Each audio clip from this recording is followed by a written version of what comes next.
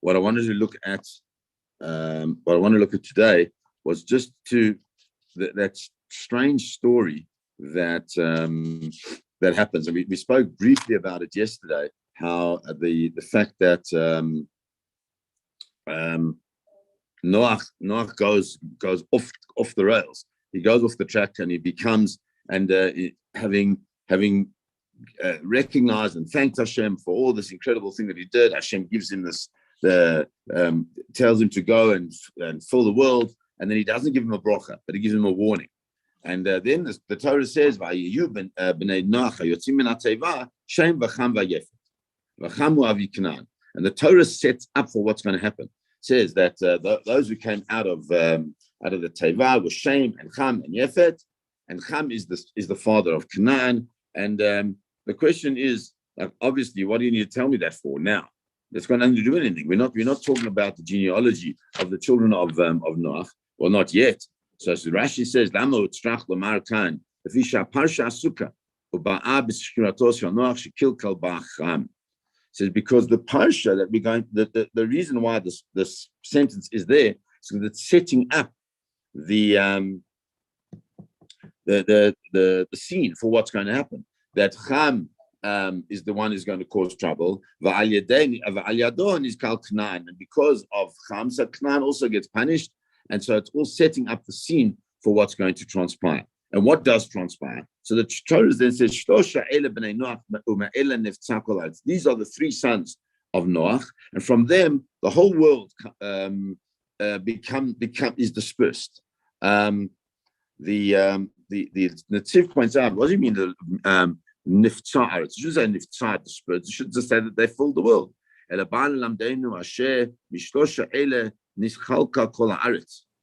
He says that it's not talking about the fact that they spread around the world, but rather that the fact that they divided up the world into three different spaces. He says at the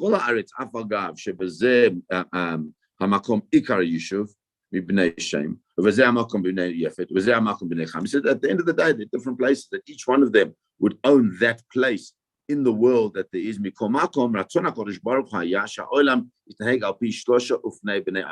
Says, but this is fundamental. It says ultimately, HaKadosh Baruch Hu wanted the world to operate according to three different types of ways of being, of b'nei Adam, the manner of human beings. What are those things? So says the Netziv, Hainu anashim pshutim of the Adamah. So number one, simple people. We have, and simple doesn't mean intellectually simple. Just people that want these people that they work the land. They don't have. They're not so sensitive. They're just hard workers. They go and they work the land. That's the first one.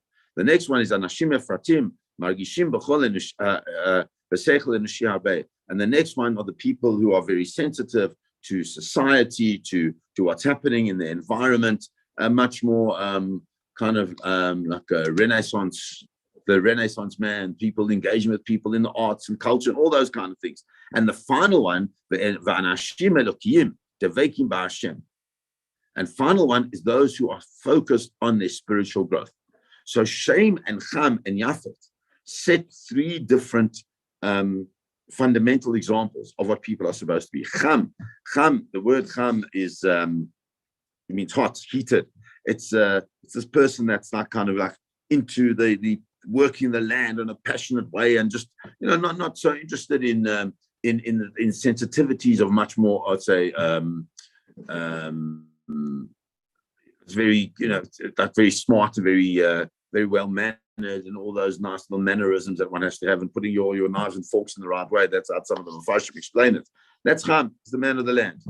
Yefet, on the other hand, is very focused on the external beauty, on making sure that things are right as they're supposed to be. And Shem, where the Semites, Shem, that's the person who is focused on spirituality. And so therefore HaKadosh Baruch Hu wanted this world to be a place where this would happen.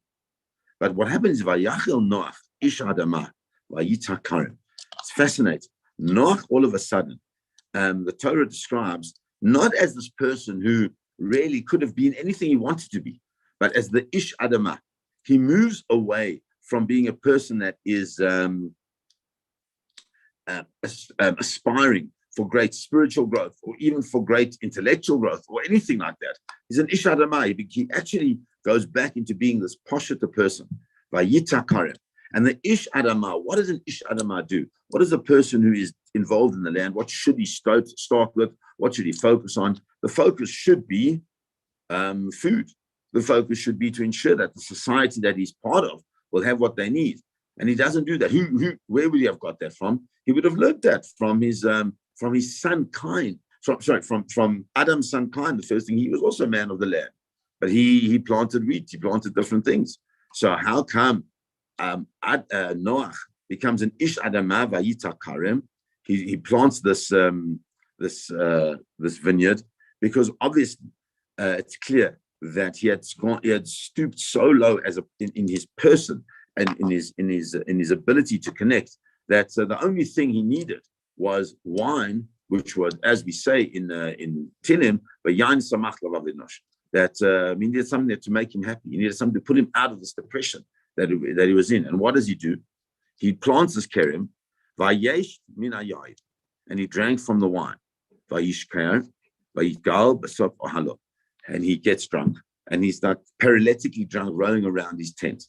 And what always interested me, and I can't really find a good answer to this, but what did he do between the time of planting the vine and drinking the wine?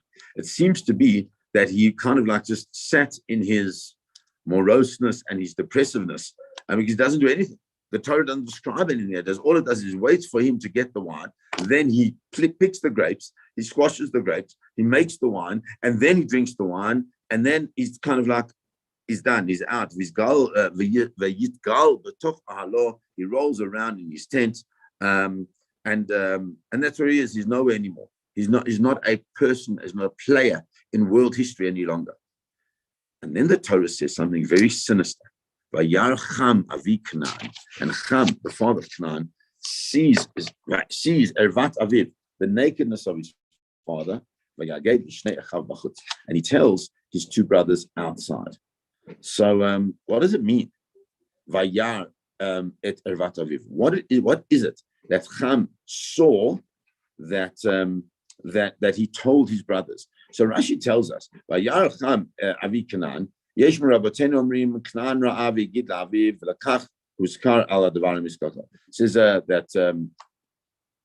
there are those who say that Cham was the one who saw it. Canaan was the one who saw it, and Canaan came in and he told his father, and his father went to go look as well. Therefore, Canaan is the one who is cursed. And others say no, it was just that Cham saw it. And what did he see? And there are two opinions here, and those opinions are so powerful because Rashi says Yeshurmim Sarsor, Yeshurmim Ravod. The one opinion is that he actually castrated his father. And the other one is that he had some type of homosexual relationship with his father. And then the Tziv tries to understand, what is this machlokes? Why would he? We can understand understand it, I suppose. The sexual relationship we can understand. That maybe that's just what it was. However, why would he have to? Why is the Midrash telling us that he possibly castrated his father? Because that is difficult to really understand. And the Netziv explains, as do others, that the reason is because there was a sense of jealousy. That Cham understood that his role in the world, as the Netziv pointed out, was to be the pasha the people, to build the land. But therefore, if you've got the building of the land, you've got that space. You've got the Ephratim, the more urbanized type people. That's Yafet. And then you've got the spiritual people. That's Shem. So all bases are covered: the physical, the spiritual, and the aesthetic. They're all covered. And if they're all covered, then what do you need anybody else for? And so therefore, Cham comes in, castrates his father in order to avoid there being a next son, to avoid there being another person from who they will have to now, once again, divide up the whole world. And that's why it says in Pirkei Avot that Akina v'hatayva v'hakavod, that kina, which is jealousy, and taiva, and desire, and kavod, and honor, they take a person out of this world. It's referring, according to many opinions, it's referring to this issue of Ham. That Ham had desire, and perhaps that's why there was this homosexual relationship, but he certainly had kina. He had this terrible jealousy that there would be of no one, because there's no one there to be jealous of, but he was concerned that his space in the world would be taken away a little bit, would have to be watered down in some way in order for him to, if there was another brother, and therefore he castrates his father. And then he goes and he tells his brothers. Why does he tell his brothers? He tells his brothers because he wants to tell them, guys, don't worry, I've sorted it out. It's not an issue. We are who we are, and we don't have to worry about any competition. And on that, these two much more sophisticated people, Shem and Yefet. Shem, who's godly, Yefet, who understands the nuances of urbanization, and that they come together. Vayikach Shem vayefet. Shem is the one who encourages it, because from a spiritual point of view, what Ham has done, Ham has stopped the continued process of procreation in the world, and to continue the world spreading out. That's something terrible. And Yefet, he encourages his brother Yefet, and they take it as simla. They take this like a cloak, Vayasimu al shechem shneim, and they put on their shoulders. Vayelchu acharonit, and they walk backwards. Vayechasu et ervas avihem, and they cover the nakedness of their father. Ufneim acharonit, but they never look there. Ervas avim lo ra'u, they never see their father's nakedness.